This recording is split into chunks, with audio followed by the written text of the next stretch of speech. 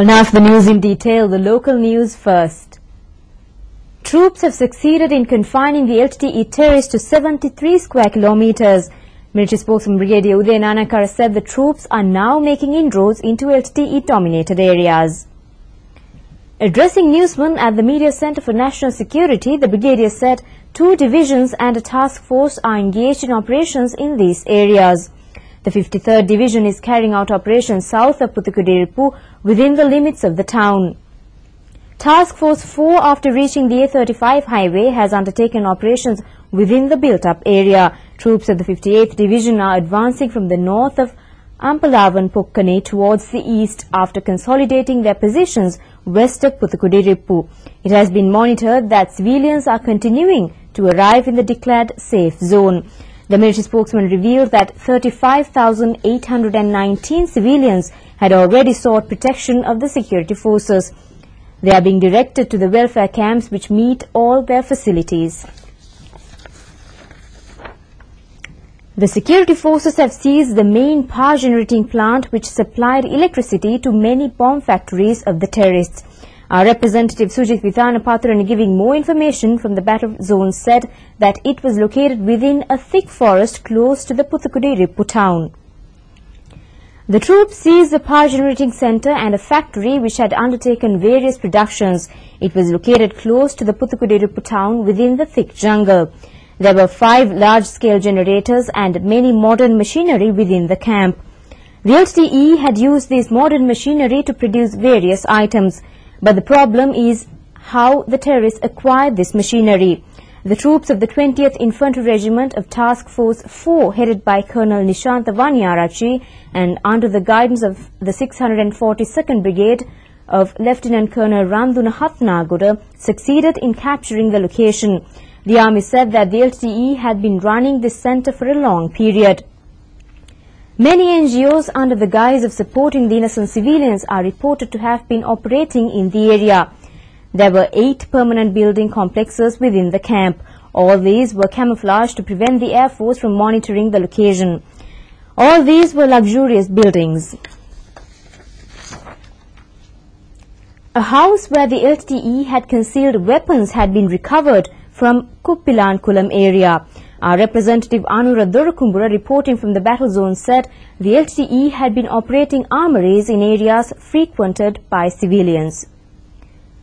The terrorists had been detaining innocent civilians and not even providing the relief granted to them by the government. On several occasions, they were called upon by the government to release these innocent civilians. However, the terrorists did not heed the orders and continued to conceal weapons amidst their residences. This is a flagrant violation of international laws. Troops recovered many weapons and explosives concealed in a house within the environs of civilian houses. Among the recoveries made were 29 kilograms of TNT explosives, 297 anti-personnel mines and 94 RPGs. In addition, a haul of C4 explosives was also recovered. Our representative said that the Kuppilankulam area was captured by troops of Task Force 8, headed by Brigadier Shavendra Silva, during a major operation.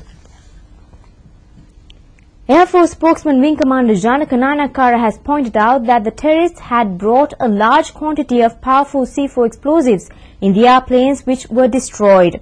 They had not succeeded in exploding the explosives in the face of anti-aircraft gunfire. Briefing journalists at the Media Center for National Security, the Wing Commander said there were many explosives within the plane destroyed in Katunayaka. The bomb disposal squad of the Air Force recovered 10 boxers of C4 explosives. Each weighed 16 kilograms. The total quantity of C4 explosives within the plane was 230 kilograms.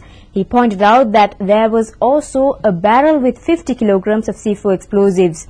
The right hand of the terrorist pilot was injured in anti-aircraft gunfire.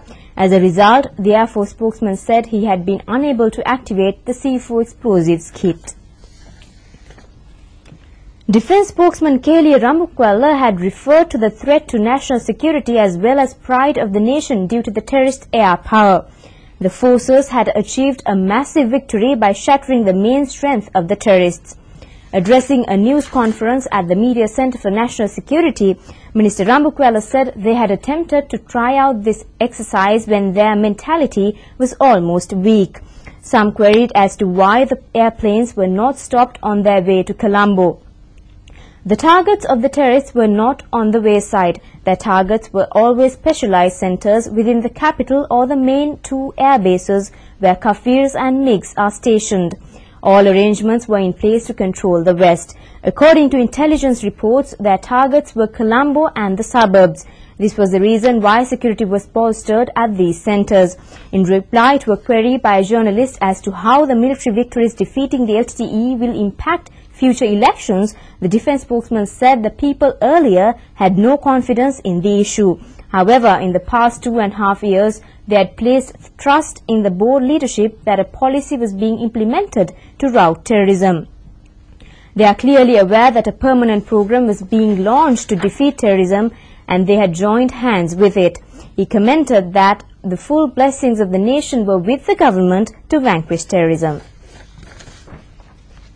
Work on the Valachane Fisheries Harbour has been launched, reaching another milestone in the development of the East.